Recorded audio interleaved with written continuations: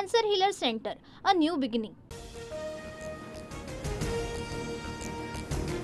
थकीत 27 कोटींपैकी 22 कोटी कर तात्काळ भरा, अन्यथा महापालिका 2 दिवसात जप्तीची नोटीस काढणार.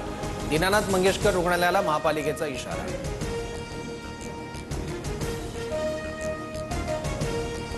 गर्भवतीच्या मृत्यूप्रकरणी दीनानाथ मंगेशकर रुग्णालय दोषी, राज्य सरकारच्या दोन्ही अहवालात मंगेशकर रुग्णालयावर ठपका. सूत्रांची माहिती. मंगेशकर कुटुंबियांनी दोन्ही मुलींचं 18 वर्षांपर्यंत पालकत्व घ्यावं, भाजपा आमदार अमित गोरखेंची मागणी.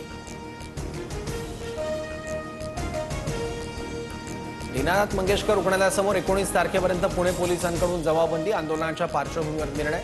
आजपासून 100 मीटर परिसरात आंदोलन करता येणार नाही.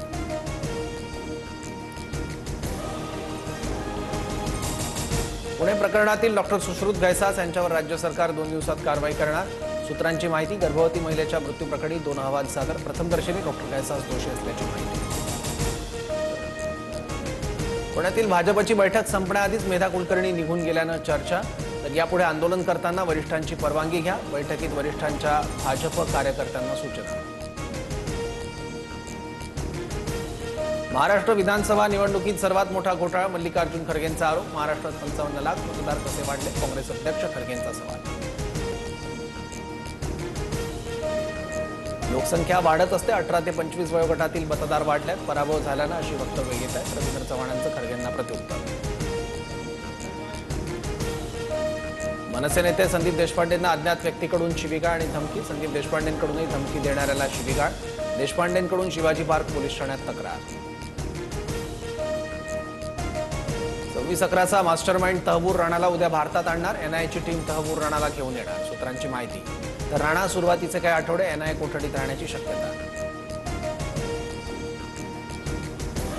वक्फ सुधारणा विधेयकासंदर्भात अजित पवार अमित शहांना भेटणार. नवाब मलिकांवर शहांना देण्याचं निवेदन तयार करण्याची जबाबदारी. ड्रग्ज तस्करी प्रकरणी तुळजाभवानी मंदिराच्या पुजाऱ्यांची नावं आल्यानं खळबळ. तर नावं आलेल्या पुजाऱ्यांचा देवीच्या पूजेशी संबंध नाही. पाळीकर पुजारी मंडळाचे अध्यक्ष विपिन शिंदेंची माहिती.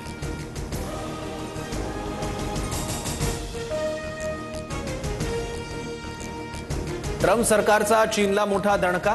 अमेरिकेनं चीनच्या वस्तूंवर 104% कर लादला. चीनकडून अमेरिकेवर आयात कर लादल्यानंतर ट्रम्प सरकारकडून अतिरिक्त कर लावण्याचा निर्णय.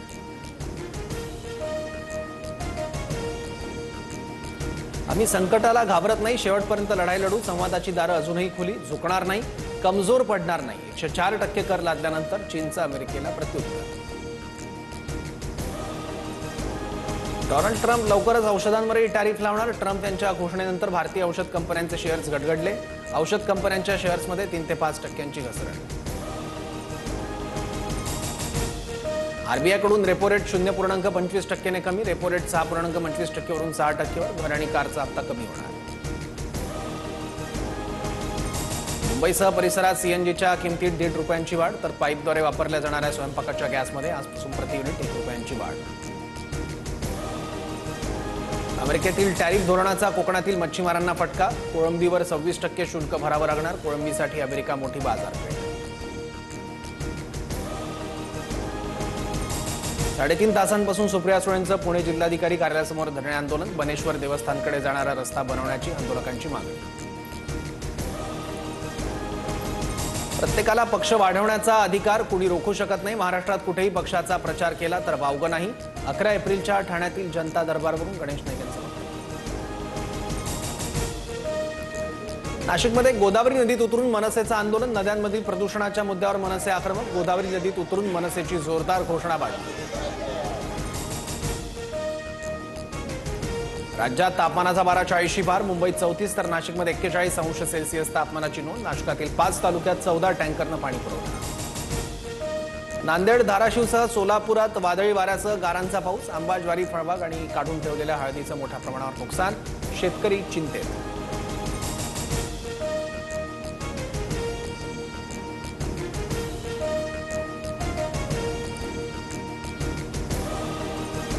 Cancer Healer Center, a new beginning.